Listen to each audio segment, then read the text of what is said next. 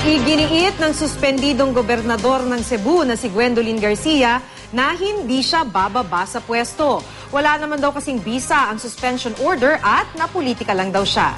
Ang mga taga-suporta ni Garcia halos bakura na ang Kapitolyo. Nakagarian pa nila ang pulis na nagtangkang paalisin sila sa lugar. Makibalita tayo kay Greggy Magdadaro ng GMA Cebu. Kuha ito ng Sugbo TV, ang opisyal na TV station ng pamalaang panalawigan ng Cebu.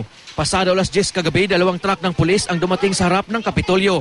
Niligpit ng mga pulis ang mga tent na itinayo ng mga taga-suporta ng suspendidong gobernador na si Gwendolyn Garcia. Ipinasok ang mga ito sa loob ng Kapitolyo. Doon na nagsimula ang tensyon sa pagitan ng mga taga-suporta ni Garcia at mga pulis. Pati ilang staff ng Kapitolyo, pinigilang makapasok. Boss, taga-Kapitolyo to, boss. Ayaw ninyong na-regis. Ayaw ninyong na-ate. Ito ba muna, Dre? Kamu kahigawas, kaya di mo taga-dire. Lalong tumindi ang tensyon ng subukan ng mga tauhan ni Garcia na kausapin ang mga pulis. Ikaw na lang kay Bilin, Dre. Ikaw lang kay Bilin, Dre. Sige, magkagmanda sa mga tao. Talawan ka! Sa huli, nakubinsi rin ang ilang pulis na lumabas ng Kapitolyo. Nang makapasok ang mga taga-suporta ni Garcia, ikinandado nila ang ilang gate ng gusali. Buwaba naman si Garcia na nasa Kapitolyo na pala. Nagpalipas ng gabi kasama ang pamilya. Hindi raw tama ang ginawa ng mga pulis. Wa man lang galibsan na nagpananghid. Nga gipanangtang murata karon o garrison kay libutan tag mga pulis. Payapa naman daw ang pagtitipon ng kanyang mga taga-suporta. Iginiit naman ng mga pulis na ipinapatupad lang nila ang utos sa kanila. Muling pinanindigan ni Garcia na hindi siya bababa sa pwesto.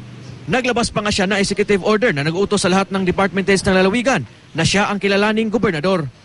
Ayon kay Garcia, napolitika siya dahil miyembro siya ng United Nationalist Alliance, karibal ng Liberal Party ng kasalukuyang administrasyon. Marin itong itinanggi ni Liberal Party President on leave at Interior Secretary Mar Rojas.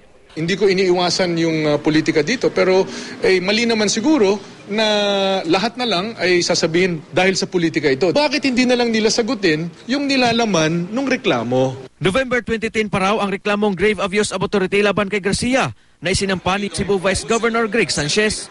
Maayos raw ang proseso ng suspensyon na dinesisyonan ng Office of the President at ipinapatupad lang ng DILG. Ito rin ang iginiit ng palasyo. Well, I can assure you, politics has nothing to do with it as far as we're concerned. No? May mga prosesong sinunod yung mga kaso na yon. Greggy Magdadaro, Nagbabalita, Pilipinas.